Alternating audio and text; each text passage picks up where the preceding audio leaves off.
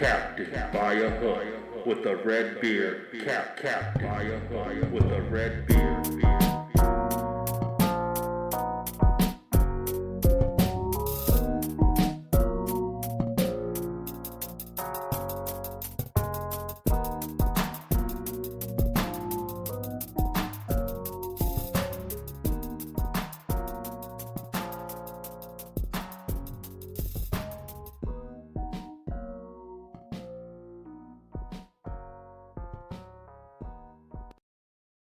Oh, baby. Oh, boy.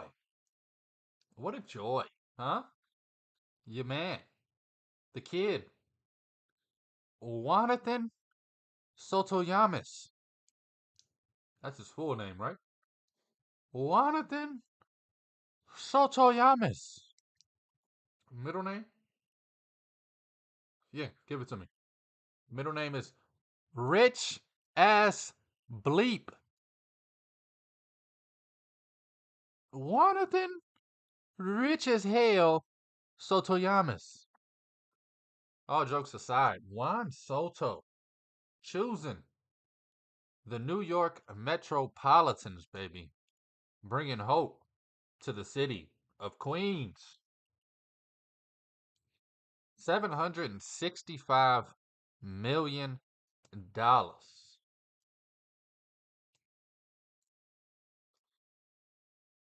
My take on that is another story. Over 16 years, Juan Soto, welcome to the Mets, baby. Getting down. Man, the fact that he chose the Mets over the Yankees after playing for the Yankees, well, that shows a lot. The kid was in the World Series 3 months ago in the old famous pinstripes. And he said, you know what? Give a damn about playing with Aaron Judge, Garrett Cole. Give a damn about playing in these damn pinstripes. I'm going to go put on the blue and orange. Only thing the Mets have to do now, they need to get some damn pitching. They need to get some pitching. They got a lot of B guys. I don't think they have one ace. This is my opinion, people. I don't think they have one ace.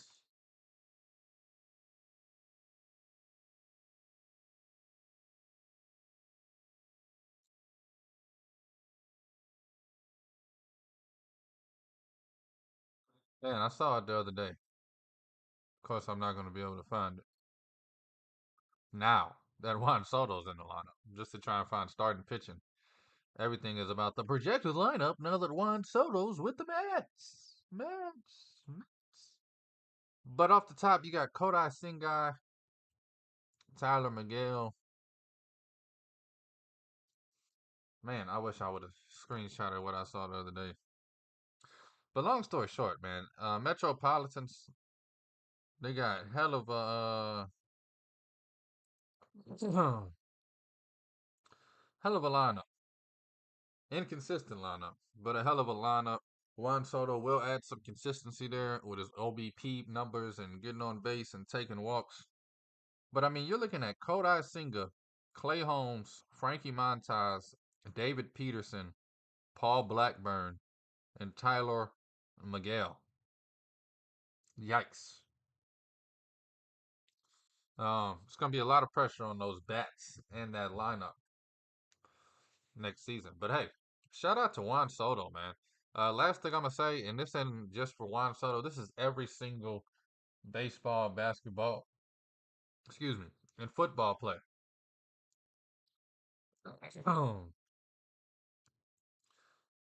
They need to, and I know Texas does this already, but they need to cut their damn salary in half. Just my opinion. Anybody making 300 to 700, $800 million playing sports, yeah, bro. Like $150 million should be the cap for any sport, any player. You get the grand prize of the $150 million contract. Nobody needs more than that. And if you're that good, you're gonna have a Nike commercial getting you another 60 million. You're gonna have Gatorade sponsorships. Let's not act like $150 million ain't enough money to live the rest of your life on. And some. Hell, you can give 10 million to each one of your kids. You 5 kids still have 100 million. But hey, who am I, bro? I'm just the local guy doing the podcast. Anyway, let's get into it, baby. It's Monday. Crazy weekend of sports, both college basketball and the NFL. I will recap both. 4 weeks left until the playoffs in the NFL, and about 2.5, 3 weeks before we get to conference play. I already got a little preview this weekend. Big Ten, a few other conference games, a few ACC conference games. It was a great college basketball weekend, overshadowed by conference championship weekend in college football, overshadowed by the NFL being as great as it was this weekend. Also, I want to talk college football a little bit. Let's jump into all of it. It's Captain by a hook, baby, with the red beard. I am Rowan Donaghy, aka Rowan Dobbs, going live on a beautiful, beautiful 9th of December. It is a Monday, baby. We got about 22 days left in the year. Got about what? 16 days left until Christmas? Man, please. All about the bread like some ham and cheese, baby. Stare down sports. Stare down greatness. Man, let's talk college football playoffs just for a little bit. I'm not going to dive into it. We can do that mañana. We can do that Wednesday. I just dropped my pen.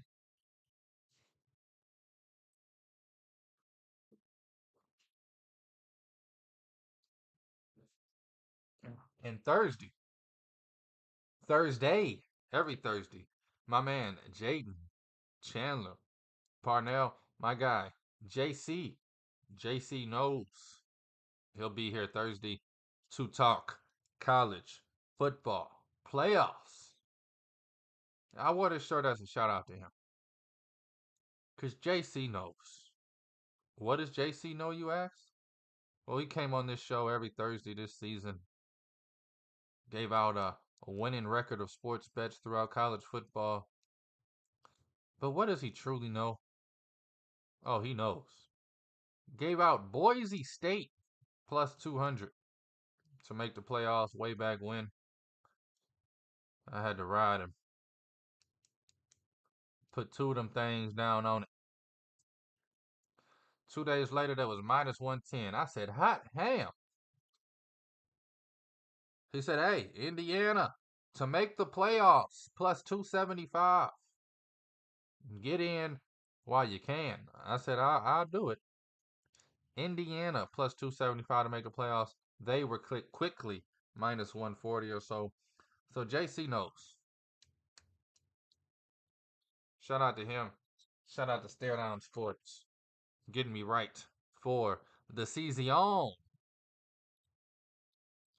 But just a quick glance, and really, I don't give a hot hand who's in this college football playoffs. I don't care that a 3-loss Bama team didn't make it. You lost 3 games. Like, imagine if there wasn't a 12-team playoff and Alabama lost 3 games. You think they would have the goal to sit there and say, oh, we deserve to be in the national championship? Hell to the no. Everybody's saying strength of schedule don't matter. It matters if you win. Man, you get 3 losses in college football going all the way back to 1832. You ain't got a damn chance to win no national championship. Stop being ignorant. Stop being dumb as hell. Just because you're a little precious. Roll Tide ain't rolling. Rolling. And every other team that didn't make it. Who cares? Nobody. Because on December 20th, we're going to cut the television on and not give a hot ham who made the playoffs or not. And that's just the truth, the fact of the matter. Y'all wanted 12 teams? This is what you get. This generation is privy to complaining regardless. Regardless. 4 teams, playoff? Hell, we need 12. 12. Hell, we need 16 because Roll Tide ain't in it. You can shut your dumb ass up is what you need to do. Entitled, complaining, crybabies. That's what the sports world is today. That is what social media and these debate shows have turned the sports world into. Everybody knows everything, and everybody's always right. Hey, the truth of the matter is, you're probably wrong, unless you're right. We get Indiana, Notre Dame, the Fighting Irish, -7.5 in South Bend. Nah, I think this is pretty fishy. I'll be all over Indiana plus the 7.5. I think this should be a 2.5, 3.5.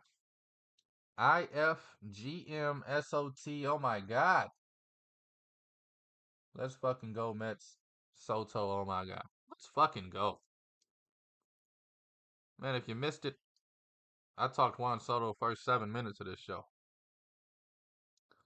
That boy Jonathan Sotoyamis, aka Mr. Rich as Hell.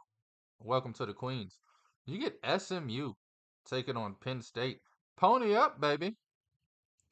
SMU plus 8.5 on the road taking on Penn State. I don't know. Have no idea on that game. Clemson, Texas. I've been telling y'all all year, all season. I've screamed it at the top of my lungs since last season when Quinn Ewers lost the game against Washington. I said, Quinn Ewers lost y'all that game. I said in August, if you want to win, put Arch in. I argued on this show with JC Knows about how trash Quinn Ewers is. I mean, the kid's ass. So, Texas, y'all got a decision to make. You want to win a national championship, or you want to go down as one of those teams that had that swag, boy? It's your choice. If you want to win, put Arch in. Texas laying 10.5 against Clemson. That's fishy as well. And then you get Ohio State and Tennessee. I'm not watching this game.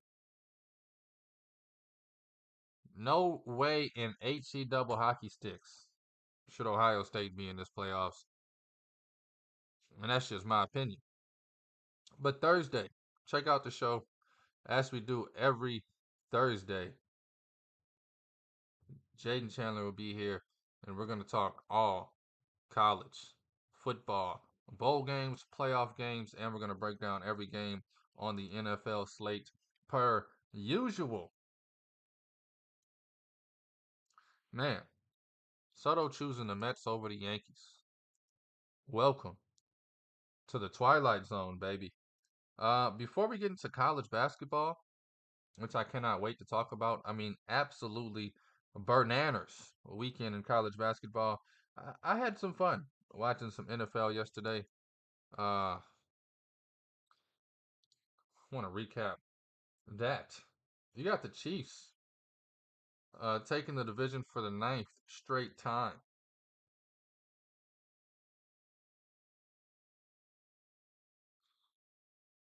in a row, tied for the second longest streak. This is just what they're gonna do. Patrick Mahomes don't give a hot ham about stats. Andy Reid don't give a hot ham about nothing but winning. They are literally, you know that kid you hate to play in Madden because he'll get the lead and then just run the ball nonstop, and somehow you don't get the ball the whole damn second half.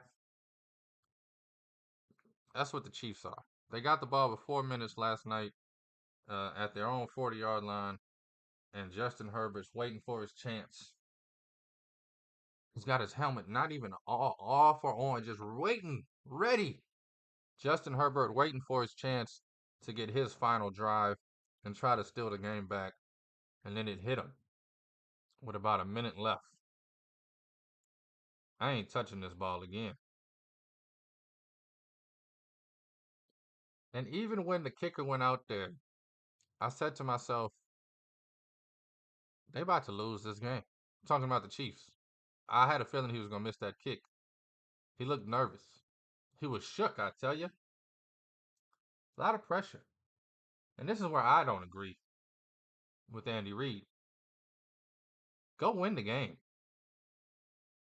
And you did end up winning the game. But you're down one on the 12-yard line, a minute left. Put the ball in the end zone. Go up 8.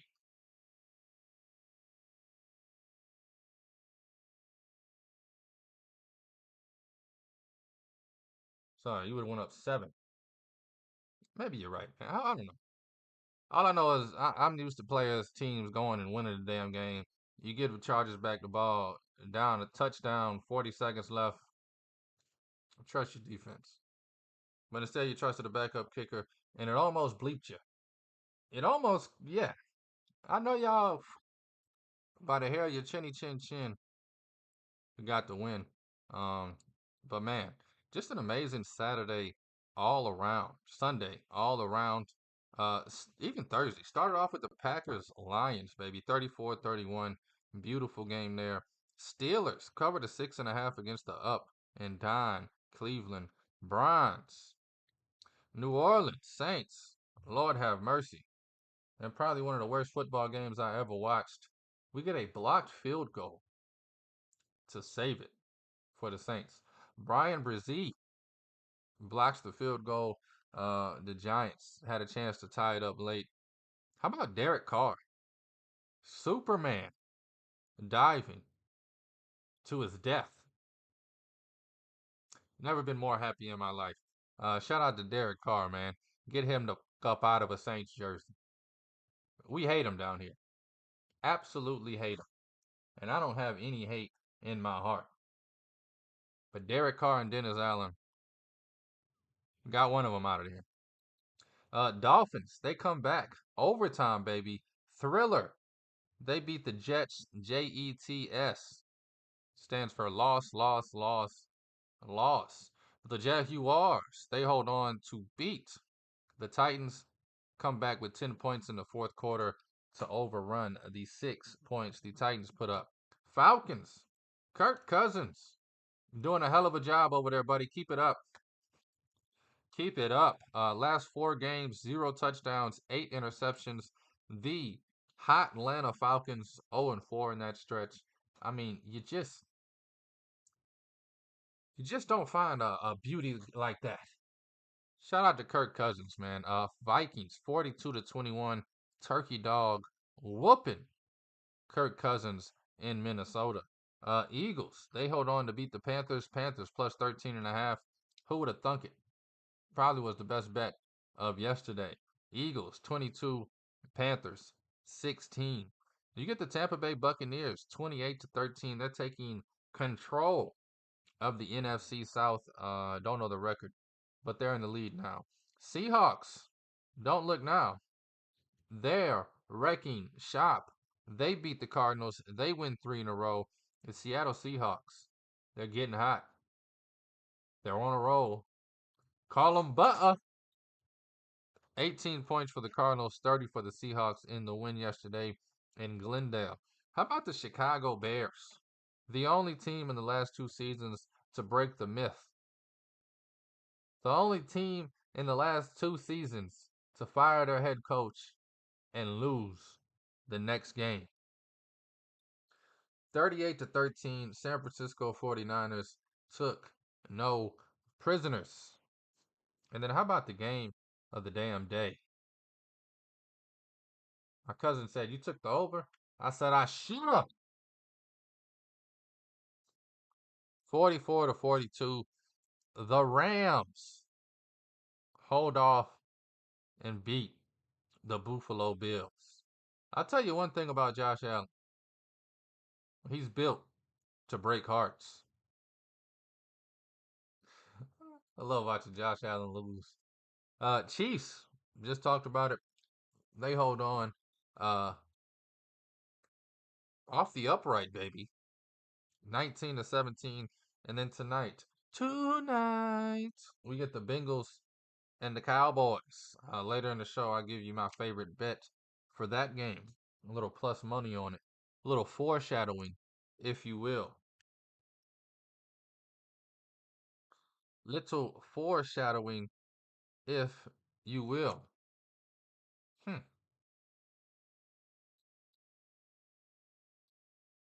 All right. We're going to start this thing off on Saturday or Friday. Trying to remember when some of these games was played. Let me start it off here. It's Captain by a Hook, baby. We're talking college hoops over the weekend. Recapping it. North Carolina, baby. The Tar Heels. They're 5-4 on the season. And there is a lot of room for panic. This isn't the North Carolina Tar Heels team your mother grew up watching. Hell, this ain't even the North Carolina Tar Heels team I grew up watching. 5-4 on the season. They barely beat a tough Georgia Tech team, 68-65. And they just don't have that guy. I mean, RJ Davis has proven for 4 or 5 years he's not that guy. Yet he's their guy. Definitely need somebody else to step up for North Carolina. This is going to be a team we're looking to fade come conference play. Michigan State blow out Minnesota and then back it up with the Turkey Dog special. 89-52 over the, at the time, 6-1 Nebraska Cornhuskers. Michigan State, baby, 89-52, 37-point win. They hold Nebraska to 21 points in the second half while they put up 48, damn near 50 on them. Everybody getting involved, spreading that thing around. Spreading that thing around. Jaden Atkins, baby, keep taking over. Michigan State was 6.5-point favorites, win by 37. This Spartans team, they're scary, baby. Michigan State finding their groove. You gotta get your groove on. Saturday morning, the battle of the mediocre.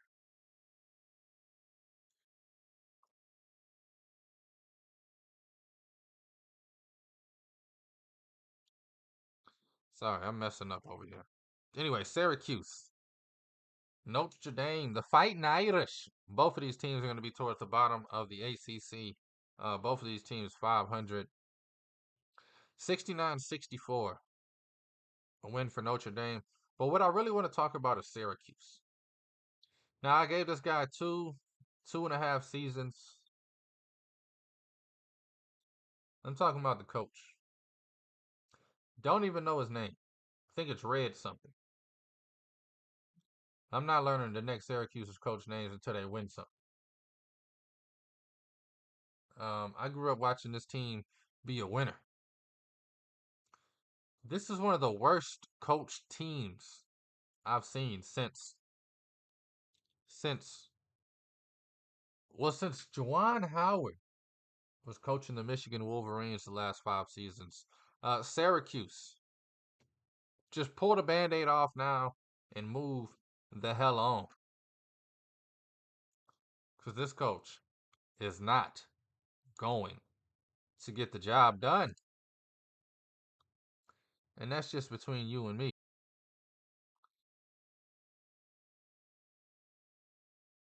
That is just between you and me. Sorry, I'm lost. Got too many tabs open. But Syracuse, man, you get a new coach ASAP.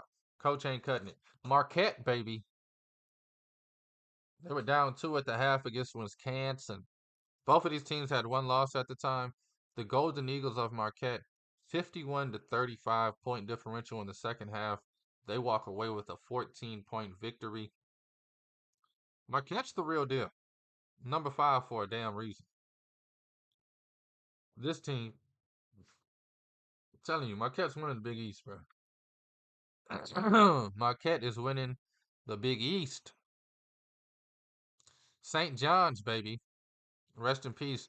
Coach Lou had the sweater game between the Red Storm and the Wildcats of Kansas State. St. John's, never a doubt in my head. 17-point victory, although they were down 4 at the half. That's been a trend in college basketball this season. Go down at the half and then come back and win by double digits. I'm telling you, it's happened almost every damn game that I've talked about so far today. Kansas State up 4 at the half. St. John's 53 to 32 second half. They win the game 88 to 71 behind Zuby Ejiofor.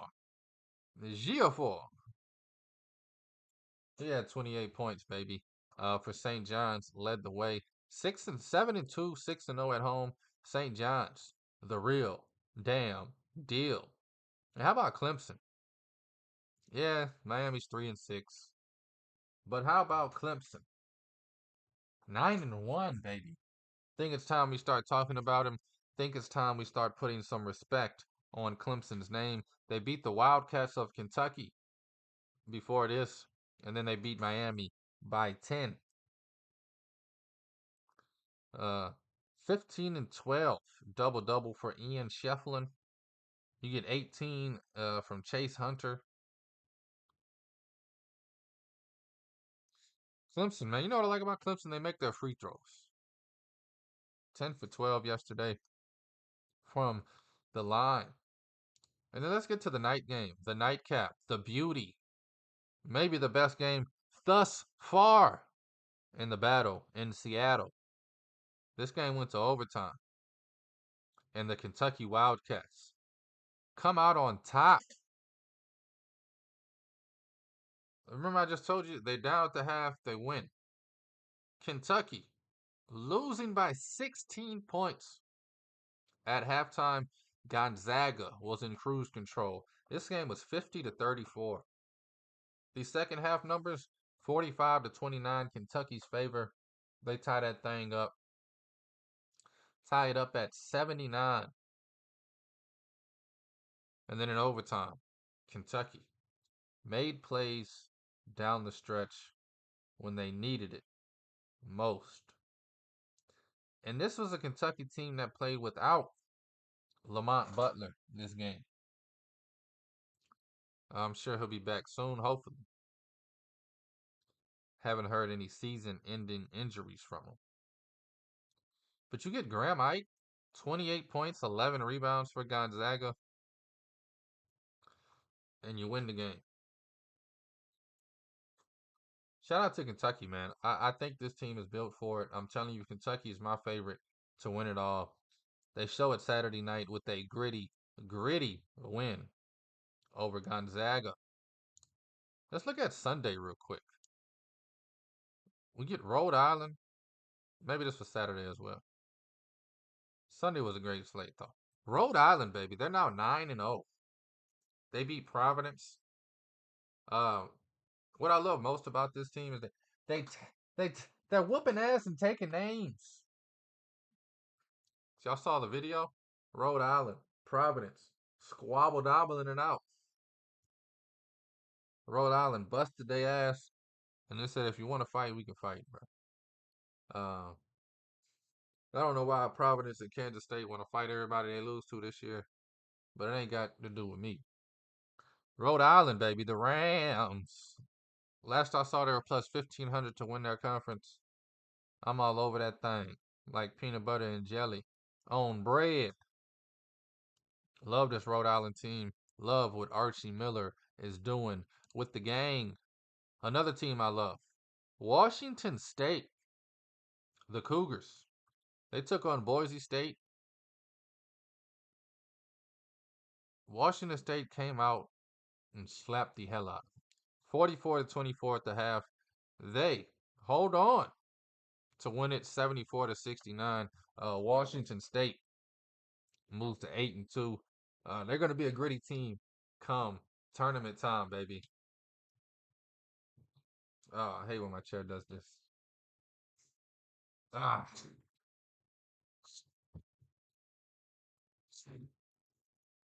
I'll fix it later. Old chair, bruh. But it's leaning now. But I know how to fix it. Anyway, Washington State, baby. 74-69. They will be a dangerous team come March. Kansas loses 2 in a row. The Jayhawks. Nobody this season wants to be number one. Every time somebody gets a chance to be number one, they lose. Kansas ended up losing twice. They lose to an 8-1 Missouri team after losing to a 6-3 Creighton team. Both of those teams unranked, taking down number one in the country. Kansas just could not get it rolling. Only 25 points in the first half. Ended with 67 on the game. You're not going to win many games scoring 67 points. Purdue, the Boilermakers, baby, 83-78 win over Maryland. A good Maryland team. Maryland had a 5-point lead at the half.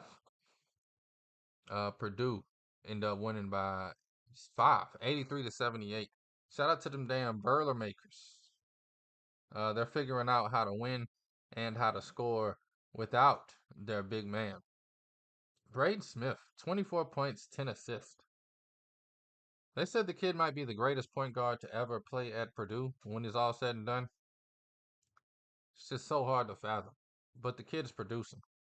Duke, the Blue Devils. They get back in the win column. They beat the Louisville Cardinals. Cardinals, baby. Super flag. 20 points, 12 rebounds. 76-65, 11-point win for Duke, who was down 4 at the half. Blue Devils getting that things rolling. I want to talk about that game last, the next one. Let's move to Memphis. Arkansas State giving them a run for their money. Arkansas State plays no games. They come out at the half 42-29 and they hold it. 85-72 victory over Memphis. Memphis getting their second loss of the season. Texas A&M, a good Aggies team beating Texas Tech, a good Red Raiders team. Both of these teams 2 losses. Texas A&M 72-67. They get the 5-point victory. And then yesterday, UConn, baby, they're taking on Texas. UConn was plus 100, even money on the money line. I said, hot ham. How do you not bet this? I didn't bet it. But how do you not bet this? I didn't bet it. UConn, money line, cashing in good fashion. 42-24 at the half. They hold on to win it by 11, 76-65. Holding the Texas Longhorns to 65 points. Showing some defense. I don't know if the kid got hurt, but Aiden Mahaney, 6 minutes. He's not cutting it. Kid thought he was a superstar at St. Mary's. Come over to the Big East and you're not cutting it. And then, the game I want to talk about the most. The UCLA mighty Bruins 8-1. They moved to 2-0 in conference play after beating the Oregon Ducks, who I'm very high on. There were 9 undefeated teams going into this game. UCLA buzzer beater 3. Yes, the madness is among us. UCLA, baby, the mighty, mighty Bruins and Mick Cronin get the 73-71 win over the Oregon Ducks. UCLA, don't look now. 1-loss team, baby. Shout out to them. Oregon's still a great team. Both of these teams going to be a top 7 seeds somewhere in the bracket. Look for them to be around 5 or 6. Kind of hope they get a 7 or a 4. Just me, personally. But man, how you love that?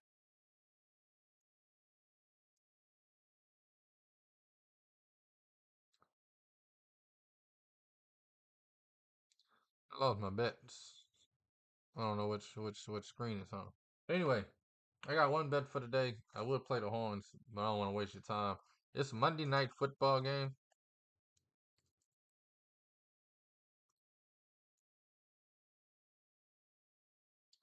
I'm getting greedy. Monday night football, baby.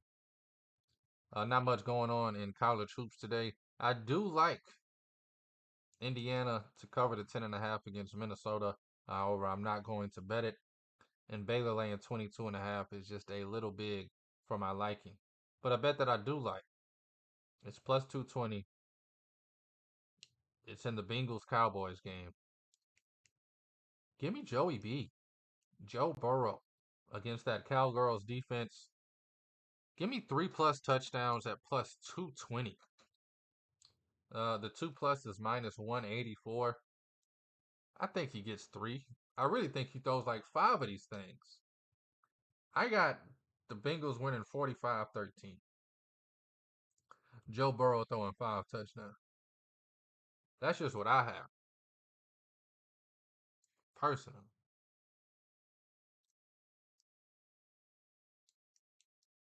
But hey, Joey Burrow, baby. 3+ touchdowns plus 220. That is the best bet of the damn day. Thank you for listening. Thank you for watching. Thank you for the love. And thank you for the support. I'm Rowan Donaghy, aka Rowan Dobbs, going live on the 9th day of December.